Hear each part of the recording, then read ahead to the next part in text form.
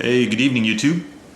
I wanted to share a pipe and a cocktail with you tonight and talk about a new topic. I want to talk about new pipe smokers. Before we get to that, I'm smoking some Capstan Blue. It's the top of the pyramid here. It's a bright Virginia, very similar to Oral Golden Slice, but a little more matured in flavor. I'm smoking my Bent Boswell here. It's one of my favorite Bents. It is hard to pass a pipe cleaner through here, but I still love it anyway. And on the topic of pipes, I got a new acquisition to show off. This is my new Rinaldo Lovat, and it is a beautiful pipe. I love that top.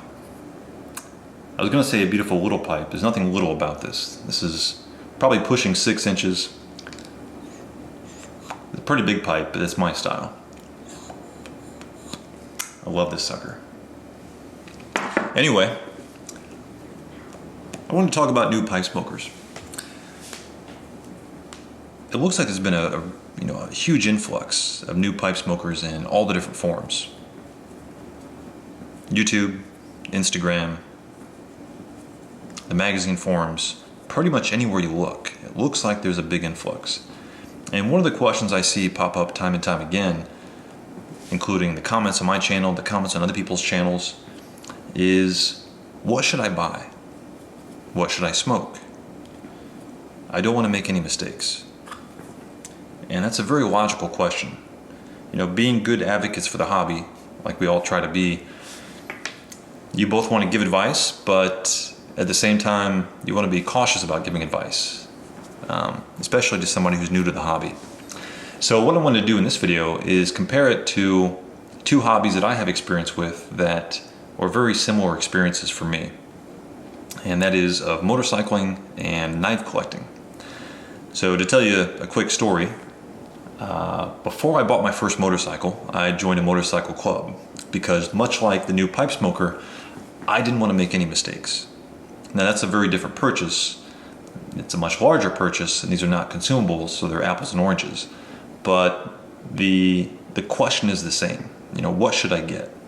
And we ask the same questions no matter what we get, whether it's housing goods or electronics or whatnot. So in my very first meeting to that pipe or that motorcycle club, I was in a certain city and there's probably 15, 20 guys there. And what made this a little unusual is the guys that were at that club all had not just 1 or 2 bikes. They had like 4, 5, 6 bikes. So when I asked the question, what should I get? I got a response that it now makes sense, but at the time I thought was kind of frustrating. And what they told me was, well, it depends. It depends on what kind of riding you want to do. Their advice was, well, if you want to do this type of riding, then there's this bike or this style of bike. And if you want to do this type of riding, well, then there's that style. And there's 4 or 5 different bike styles for different types of motorcycling adventures, whether it's commuting to work, whether it's weekend getaways, whether it's carving up the canyons, whether it's riding 2-up, etc., etc. So I was both elated to get the advice and frustrated at the same time because it didn't make my choice any easier. What it made me do is maybe think about, okay, what do I want to do? But the mind of a newbie, which we all are in different hobbies, the mind of a newbie says, well, I don't know what I want yet because I haven't even partaken in the hobby itself, so how do I know? Luckily, I made the good choice back then. I had an idea of what I wanted to do. Ended up getting a sports adventure or adventure touring bike, and that really worked out well.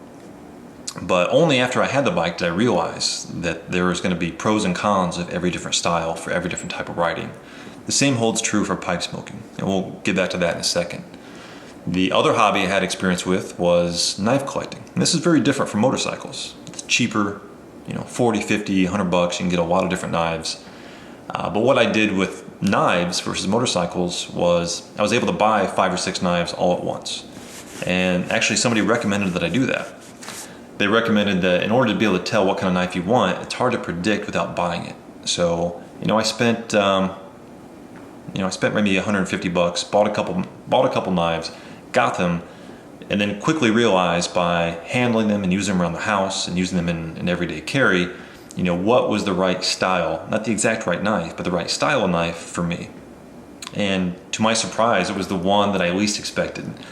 I bought 5 knives, I got one little neck knife in there. And I thought, well, I'm just gonna throw that in the basket and I'll probably never use it. But I was surprised to find out that's the one that I liked. It was light, it was easy to carry. I could use it for 90% of all my everyday needs. I didn't need a huge tactical knife, I didn't need a big flip knife. So that was really great advice that I got from someone that I actually forget, but whoever you are, thank you.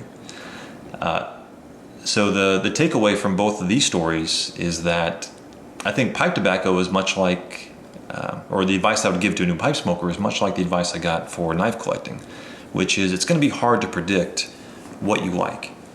What you could do though is set aside a certain amount of money and buy several tins or several pouches or several ounces of different tobaccos and try them out for yourself. But more importantly, because that's kind of generic advice, more importantly, especially if you're starting out, try to buy tobaccos that are popular. Go to tobaccoreviews.com and look at the number of reviews, not the rating of reviews, but the number of reviews, and try to buy tobaccos that have 50 plus reviews on them. And here's the reason why. The reason why is because this hobby is very social, or at least it has become social in the last couple of years. And so if nothing else, let's just say the counter argument is, well, those are terrible tobaccos. Well, let's go ahead and say that.